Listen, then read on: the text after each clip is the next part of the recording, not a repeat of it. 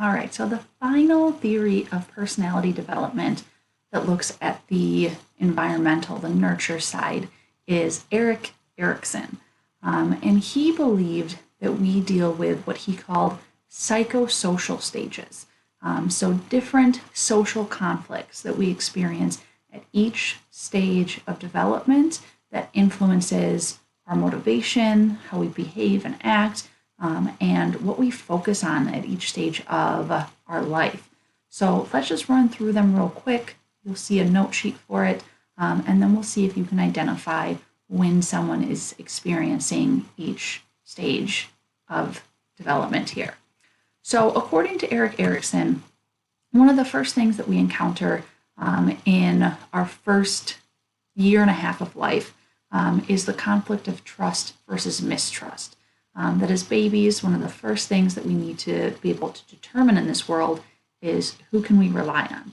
Who can we trust will take care of us? Or do we grow up with this sense of really wondering if people are going to be there for us who say that they are? And so in order to overcome this stage successfully, we need our parents to be trustworthy, to actually take care of us, to form healthy attachments. This goes right along with attachment theory from last week, that we have to overcome that or come to accept that we can trust others or that that's going to become a problem throughout our life. Then as we enter into toddlerhood, children start to develop this conflict of autonomy versus shame and doubt. So really doing things on their own. So as children start to grow, they want to start learning how to be a little more self-sufficient. So think about a small child learning how to tie their own shoes, becoming potty trained, learning how to do things like pick out their own outfits or pour their own cereal, right? If they are given the freedom to do this and do it successfully, then they grow up with a sense of autonomy, this sense of self, that they feel very confident in what they do. But if these things don't go well, or if parents are constantly jumping in and trying to fix things for them, then they might grow up oftentimes doubting themselves. So this can carry on into their futures. Then we enter into kind of like preschool to kindergarten age, where children are starting to expand their environment. They're going out into the world and making friends. And so initiative versus guilt doesn't just focus on control over ourselves, it's how do we deal with others. And so the big focus here is oftentimes making friends. Children will want to try and take initiative in playing with other children, but they might end up being too forceful, right? Think about like that bossy little kid that's like, you're going to play my way and do it the way that I say to do it. And then they might end up feeling very guilty afterwards. Or maybe they're too fearful. Maybe they want to take the initiative, but they don't know how. And then they feel guilty afterwards as well. So this is that time where they try and find that balance, where they start to learn how to communicate with each other, making friends, problem solving with each other, that can either lead to healthy relationships later on, or perhaps some guilt or some fear that's associated as we get older. And then once we enter into elementary school, the big question is, how do I compare to others? So if you remember when we were in elementary school, maybe you did things like you had races to see who was the fastest kid in your class, right? Or maybe you knew who was like the best artist in your class, or who was the best kickball player, or whatever it was.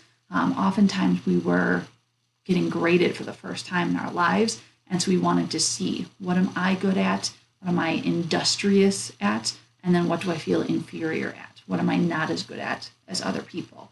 And so being able to find those areas of strength and really highlight them becomes really formative for things that we excel at later in life. Maybe being told that you're not good at math in elementary school then carries on for the rest of your life. Maybe to this day, you think, I'm not a good math student. So that can be really, really vital in our development. The stage that, according to Erikson, you're in right now is the stage called identity versus role confusion. So this is the stage where we are starting to maybe move away from our parents' opinions, and we're starting to create our own identity. This is something that some people have a really strong sense of who they are, and others feel like they need to try a lot of different things before they land on what they are most confident about. This could be everything from questioning things like political viewpoints or relationships, career options. Maybe you already know where you stand on those. Maybe you want to, continue exploring and looking for things until you land on what you're comfortable or you're happy with. But that's really the big focus of that stage. And then we enter into our 20s and 30s, and the big challenge here is intimacy versus isolation, not just in romantic relationships, but also friends.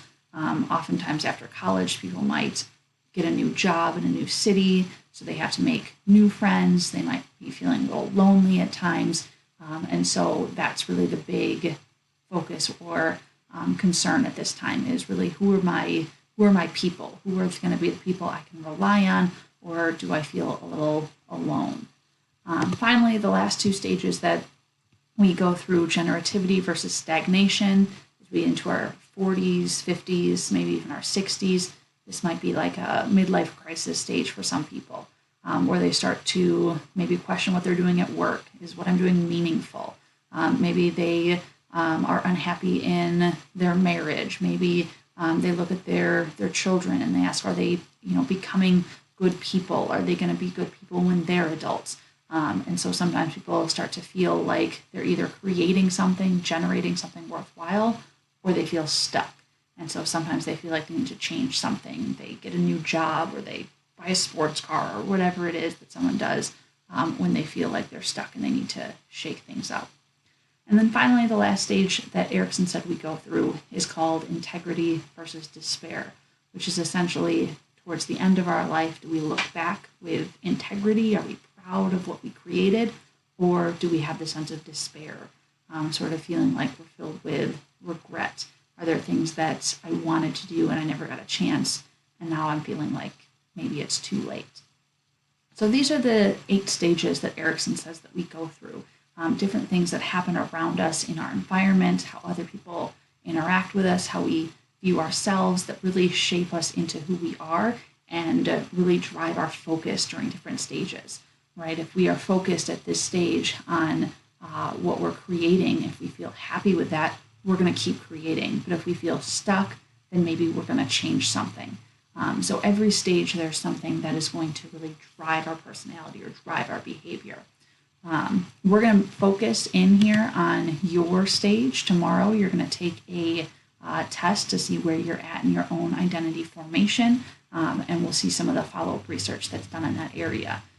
But we'll just kind of do a quick check here, make sure all of these different stages make sense, and then we'll do kind of a deep dive into this 5th stage here for you, and that's what we'll start with tomorrow.